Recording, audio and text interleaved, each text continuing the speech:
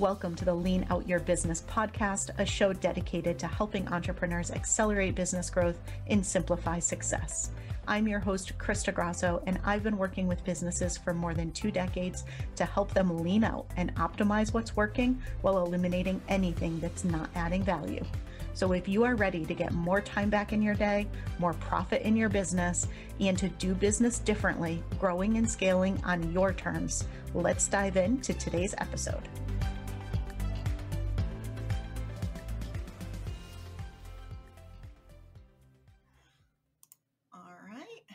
Ready to roll. Hello, and welcome to another episode of the Lean Out Your Business podcast. Today, you may see a familiar face because Nikki Nash is back.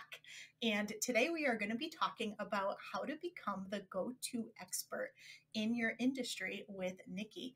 And if you have been a listener for a while, you probably remember her interview, which was number 11. Highly recommend you go back and listen if you have not already. And in that episode, we talked about marketing your genius.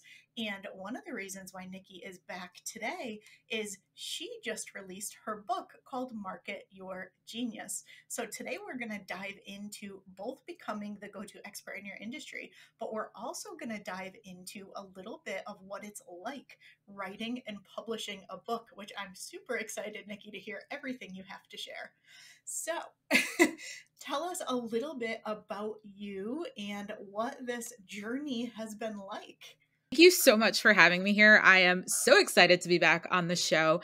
And for those of you who don't know me that well, my name is Nikki Nash. I am a author now, a podcast host, and a marketing expert. And I have a business called Market Your Genius, where we help train and develop entrepreneurs in generating more leads for their business, positioning themselves as the go-to industry expert, and ultimately having a much bigger impact in the world, because I know that everybody on the planet has something unique about them. They have their own genius. And for those that have that calling to share their message and their expertise with the world and turn it into a profitable business, I share systems and strategies and game plans on how to make that happen. Yeah, and Nikki is a true genius at what she does. So it's a very appropriate title for the book and for the work that she does. So Nikki, thanks for telling us a little bit about you. I'm going to go through your actual bio, and then I want to dive into hearing all about this whole book process.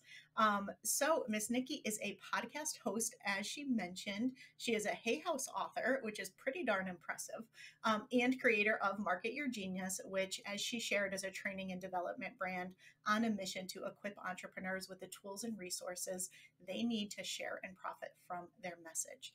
So Nikki, why a book? And tell us about that journey and what it was like to actually bring this book to life. Yeah, well, I have wanted to write a book since I was probably a preteen. I loved writing. I used to write poetry when I was a kid and submit them into little, magazines or publications. And I love writing and ultimately content creation. And I distinctly remember in about 2017 or 2018, it was either the end of one year or the beginning of another year. I was watching this video from Brendon Burchard, and it was essentially about, high performance. And one of the things he said was that if he were to look at your calendar today, he should be able to tell what your goals and priorities are. And if you have, a big goal and he looks at your calendar and he can't tell that you're moving towards that goal, it's not going to happen, essentially. And I have had writing a book on my list for pretty much every half a decade and decade since I was in college, essentially. It's I'll write a book before I graduate. I'll write a book before I'm 25. I'll write a book before I'm 30. I'll write a book before I'm 35. I'm finally going to hit the I'll write a book before I'm 40 goal. But it was just every year, I was just I'm so going to do this. And it just wasn't happening. And I'm oh my goodness. Brendon said that for this to happen, it has to be on my calendar. So there's a couple of reasons why I wrote a book, one of which was purely because it's been on my bucket list for decades, basically. And I'm Nikki, if you don't do this now, it is never going to happen. And the other reason why a book is because, I had started my business, I really knew that having a book was an amazing way to put my expertise, my philosophies, my methodologies in a package that could be given to people around the world and touch people beyond where I could probably reach them on my own, just because of word of mouth. And it's something that people like, ooh, I read this. It was helpful. It was engaging. I liked it. And they spread the word. And so writing a book for me is an amazing way to impact more people, to further position myself as an expert in an industry, and to ultimately generate leads for my business. Yeah, really smart. And I saw the first chapter and it's incredible. And I cannot wait to get through and read the rest of it. So it is definitely magic. And how do you feel about the whole process, right? So now that the book is written, how do you feel when you look back on it? Is it something that you're like, yes, this is an incredible piece of work? Like what's your feel on it? Yeah. So on the book itself, it's kind of crazy because I read the audiobook maybe like early June. And it was the first time I read the book from start to finish in order in like a 3-day period. And I had historically, like I wrote and I didn't go back and read until it was time to edit. And then I sometimes edited in order, but most of the time I went out of order on purpose because I felt like I would get complacent if I knew what was coming next. So I didn't read the book in order when I was editing it. And so reading it for the audiobook, I'm reading and going, man, this is a good book. And it's funny when you write something and, you believe in it so wholeheartedly, but, believing in your book or your content or your program or yourself, it's like you have to show up and believe in it every day. And what happens is I'll read the book or edit the book and I'll be like, this is great. And then, days, weeks, months go by. I haven't looked at it in a while. And I'm like, I don't even remember what's in this. Is it even good? And then you read it out loud and you're like, what? I wrote this? I'm magic. Right. And so, there are going to be people who absolutely love the book. There are going to be people who are like, it was okay. And there are going to be people who hate it. And that's fine. But I am super proud of this book and I freaking love it. So that's all I could really ask for, is that I love it. And hopefully at least one other person loves it. Yeah, well, you've already got that one other person who loves it here. So I think there will be a lot of people that love it. But I love so much of what you just shared because I think that's true of all content that we put out there. So some of us definitely have a book on our bucket list. I was sharing with you before we started recording that I'm planning to start writing my book in Q3 next year and then releasing it the following year in Q3. And so that's kind of my plan. I bet a lot of listeners have a similar plan or already have a book and are adding another one. But we create content every day and we put things out there every day. And some people love it, some people are meh about it, and some people don't love it.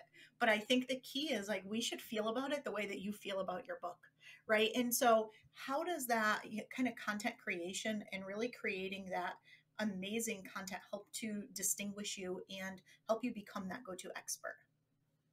Yeah, I would say that the first thing that I'd love for people to understand is that when you are showing up as the expert in an industry, you're an expert because you've claimed you're an expert and you declare that you're an expert and you believe that you're an expert. And, somebody else isn't going to believe in your expertise at the level that you want them to until you believe in your expertise, right? And so you have to kind of own your genius and claim, like, I know my stuff, right? And then once you show up from a place of service, like, hey, I have something to share. My story will help someone. My knowledge will help someone. And you show up as that person, you will kind of put this energy and knowledge out into the world that somebody's going to see and resonate with and go, oh my goodness, I need to speak to that person on the phone, or oh my goodness, I need to buy what they're selling, or oh my goodness, I need to, pick up their book or listen to their podcast or, follow them on Instagram or whatever it is you want the person to do. But that starts from you confidently showing up and saying, hey, I know I have something to say. I know I have something to contribute, and I'm going to contribute it with the intention of helping somebody else. And I think if you always come from that place of service and of contribution, you will see, tenfold success back. And it may not happen overnight. In fact, for most people, it doesn't happen overnight. But when you consistently do it, you're building momentum that will then come back to you and be like, wow, that was amazing. That was so helpful. Thank you. Yeah. And then you're the go-to. Exactly. You're the go-to. And when I look at how you become a go-to, there are, um, I like to say like four major buckets. But the first one is contribution. It's coming up with your own stories, systems, frameworks, things that you can share with the world, and consistently doing that. That's one of the easiest ways to start positioning yourself as an expert, because it starts with you. You don't need, in today's landscape, some of like the other things that are needed to position yourself as an expert, like a relationship with someone, or, speaking on big stages, or partnerships, or, I've helped 1,000 or 1 billion people. Like, you can start with, hey, here's my story. Here's my firsthand knowledge. Here's my firsthand experience. Here's what I've helped somebody else do, and just tell somebody about it. And you do that over and over and over again. People will go, wow, this person really knows their stuff. They've helped themselves. Maybe they can help me too. And that's kind of one of the best ways to start. Yeah. I think that it just sounds like you've removed a lot of the overwhelm from what do I write and what do I do, and am I positioning myself in the right way? You're just sharing. You're sharing your story. You're sharing your content. You're sharing how you help people. I really like that. Yeah, absolutely. And for anybody who's stuck, um, this is a real digest version of one of the exercises I give in the book, but just come up with a list of like 10 questions, or make it easy, 13 questions, right? 13 questions that your target audience has, that you have the answer to. Write down 13 questions, and every week answer one of those questions on a video or a podcast episode or something. Go live, do something, answer that question. And then you'll have 13 weeks, which is essentially 90 days, a quarter's worth of content that you can put out into the world, just answering questions. That's how I started. I didn't really know what I was doing building my business, but I was like, you know what? I know content marketing. So I'm just and I believe people who want to be a go-to expert and want to monetize it should be doing content marketing. So I'm just going to give people content marketing tips online. And I created this show called Content and Coffee on Facebook Live. And I just would go live inside of a Facebook group I started. And this was back in like 2016, maybe. And I would just start going live inside of a Facebook group, teaching content stuff. And I kid you not, nobody ever liked or commented any of my videos. But like 6 months later, and 12 months later, like in that 6 to 12 months later, I had people go, oh yeah, I've watched all of your videos. I am ready to work with you. And I've had people sign up for like $10,000 project packages when they never liked or commented on anything. And I was like, oh, they're like, oh yeah, I'm a lurker. I'm like, oh, okay. So you never know who's watching. So you might as well just consistently show up and see what happens. Yes, and that's so true, because some weeks I get an amazing turnout for my weekly live show that I do, and other weeks there's very few people there. But inevitably, a couple weeks later, somebody will be like, "Oh, one of my favorite ones that you did was this one," and I'm like, they weren't there." Meanwhile, people are watching. They are paying attention. You just don't always know it, and not everybody speaks up. And I tend to be one of the lurkers, for no other reason than I tend to miss everything live and I tend to watch things later. But yeah, it's absolutely true. People are paying attention. So keep showing up, keep being consistent.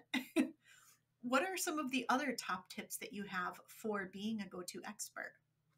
Yeah. So the kind of next phase, and just so people know, I made an acronym for this. It's CARR, CARR. And the first C was contribute. So the A would be association. And if you think about, Oprah or even Ellen to a certain degree, they get more and more famous through association. Oprah started by interviewing people.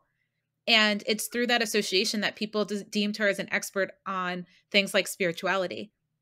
But for the longest time, she didn't actually really talk about spirituality. She interviewed spiritual leaders and like other or actors about their kind of how things came to be, and maybe like manifestation came up, or I did this visualization exercise came up. And it just, over time, people perceived Oprah as like the go-to person on this, or somebody who really was, oh, if she recommends something, I'm into it. Right. And so association is essentially, how can I associate myself with people or companies or, organizations that are credible in my industry. And this is actually another easy, low-hanging fruit thing that people can do when they're like, but I don't know people. Start a podcast or go live, start an Instagram or Facebook live show, or, create a YouTube channel. You can create something without spending billions of dollars and just reach out to people and say, hey, I have this show. Here's who it's meant to serve. Here's how the show's going to run. Would you like to be a guest? And you just ask people, right? And then when you have somebody on, do you know somebody else who would be a great guest for this show? And then you start associating yourself with people who are experts in the industry as well, because you're interviewing them, because you're getting to know them, things along those lines, building those relationships. And so that's one of the ways that you can associate. You can also associate by being a guest on other people's podcasts or by speaking on other people's stages. But if you don't have those relationships yet, or you're just getting started, you can start by creating your own container for greatness, whether it's a podcast or a summit or whatever it is you want to create, and then have really cool guests that are experts in their fields, and you start being known by association. I love that. So take us through the next 2 R's. What's up next? Yes. So our number 1 is research.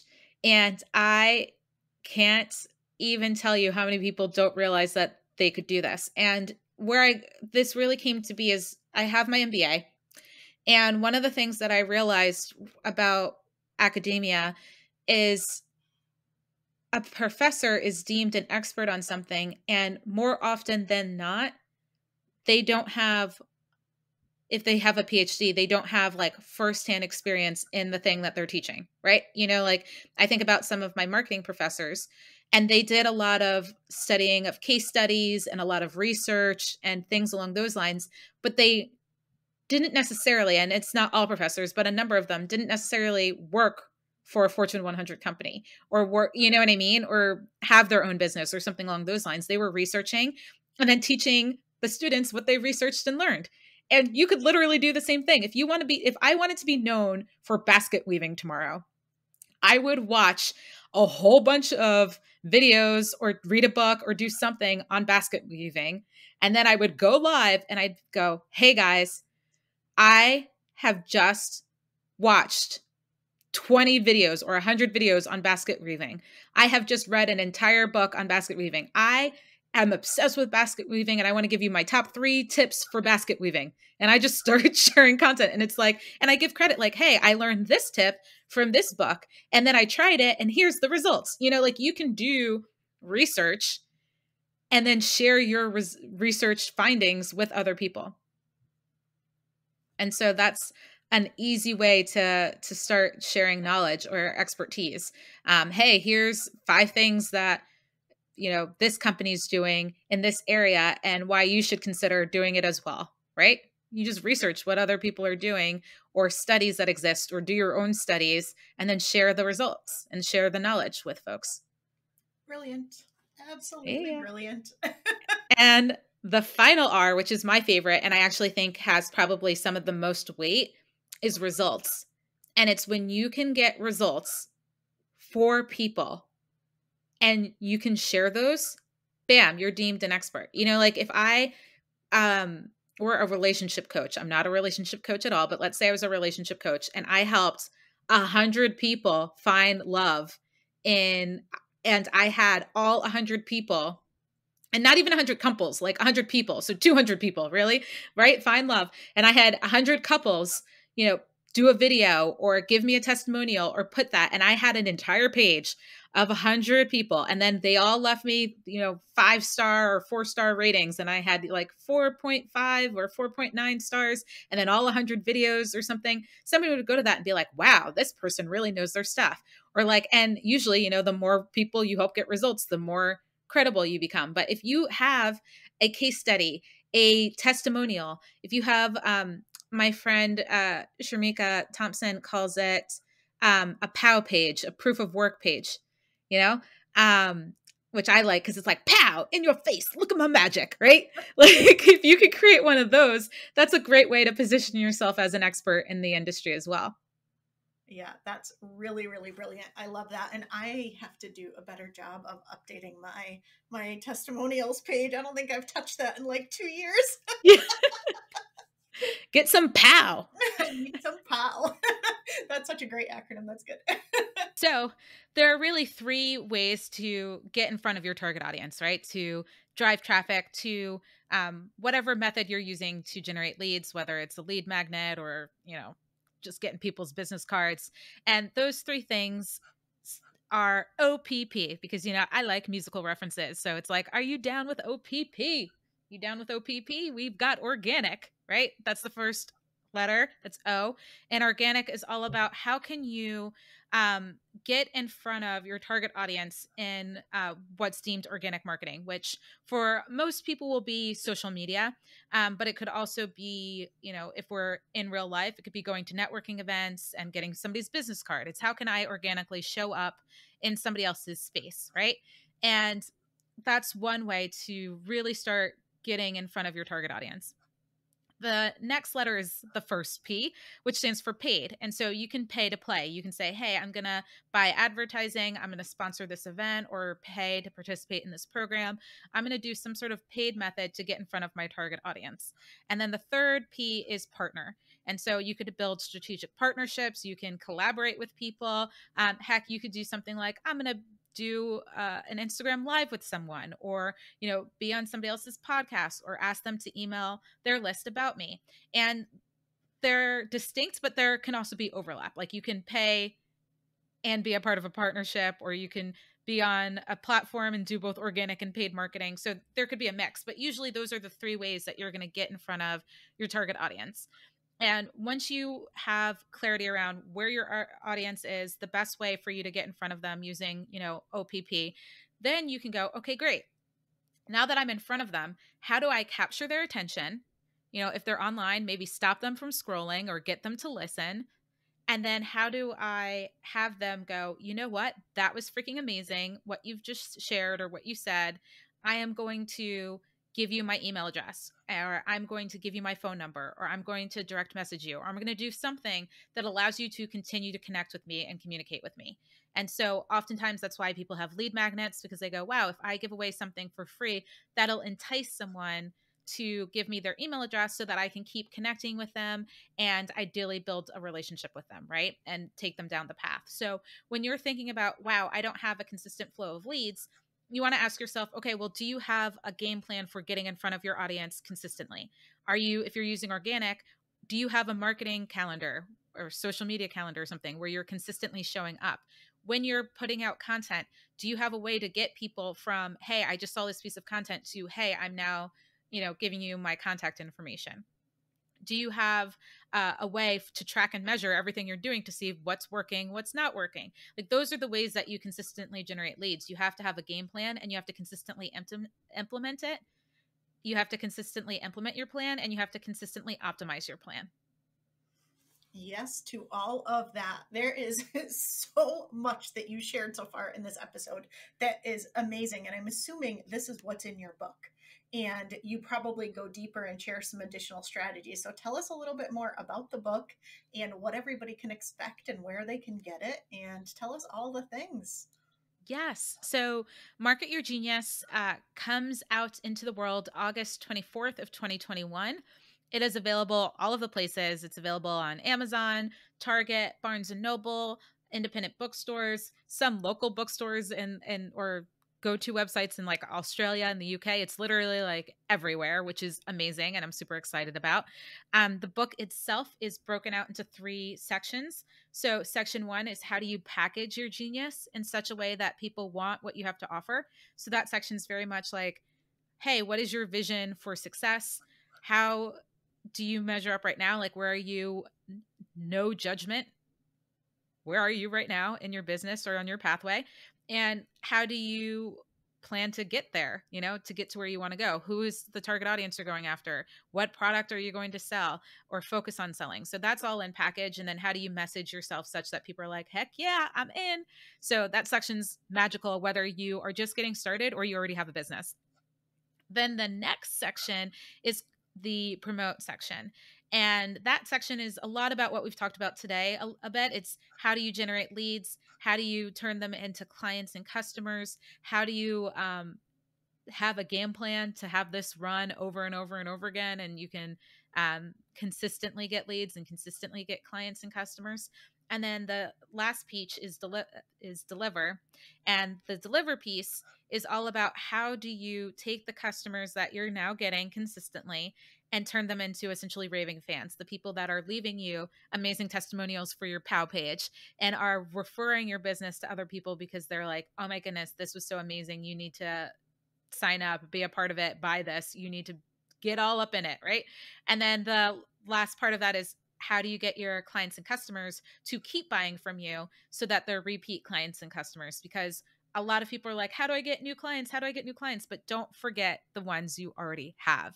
And how can you best build relationships with them, deliver experience to them over and over again, or create something that furthers that relationship. So that's what's in this book. It's package, promote, deliver are the three sections. And by the end of this book, you will have a game plan that will help you get more leads, get more dream clients, and turn those clients and customers into raving fans.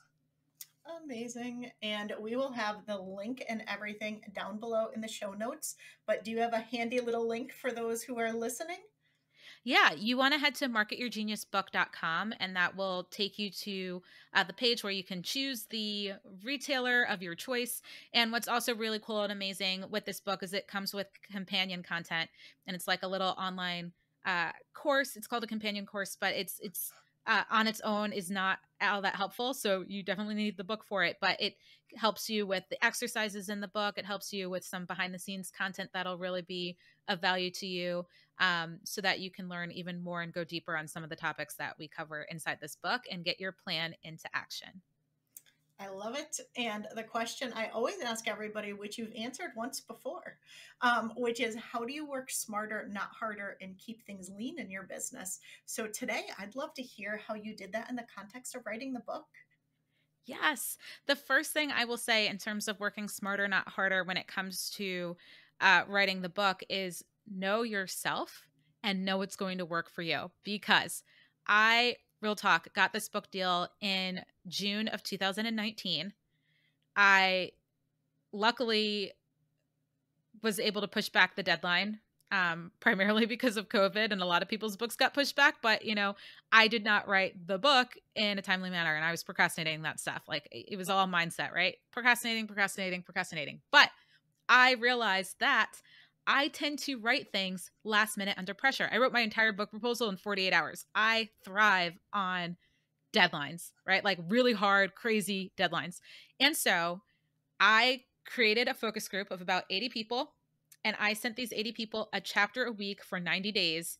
And that's how I work smarter, not harder, because the smart thing for me to do was to just go, let me write a chapter and send it to people. They can leave comments on what they loved, where they had questions, all that jazz. So that when I went back to edit, I was like, oh, I need to explain this more. Oh, I should probably tell a story here.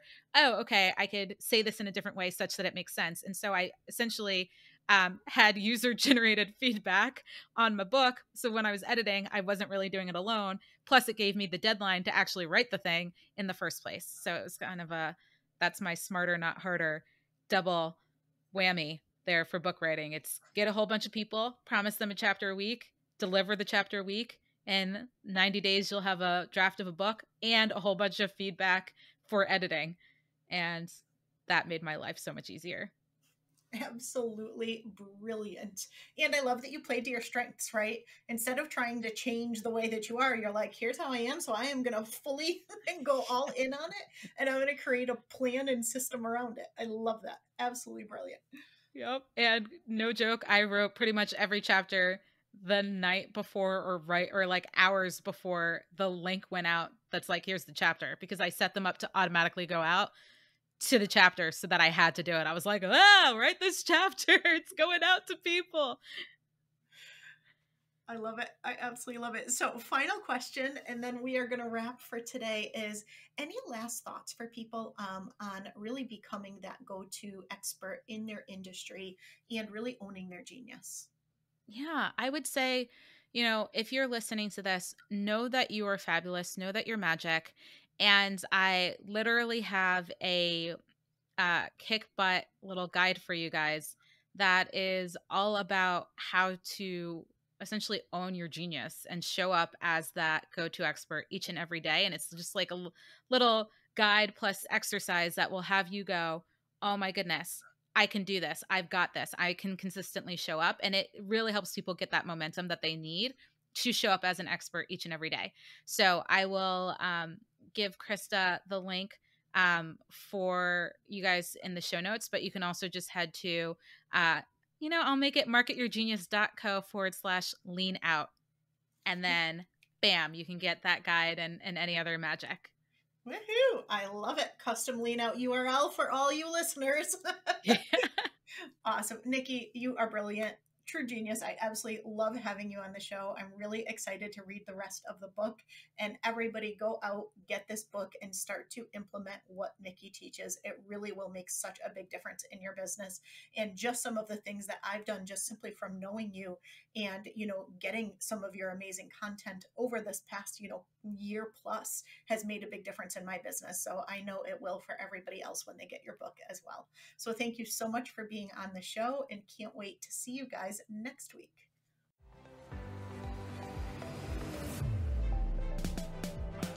Thank you for joining me for another episode of the Lean Out Your Business podcast. I hope you got a lot of value and actionable insights from today's show, and would love if you take a moment to leave us a review. If you have any questions on today's episode or on how to lean out your business, join us over in our private Facebook community, where every week we do live training and Q&A, and I'd love to have you be part of the conversation. Head to leanoutmethod.com/group to join us. And before you go, be sure to subscribe to the show so you're the first to know when we release a new episode. We'll see you next week.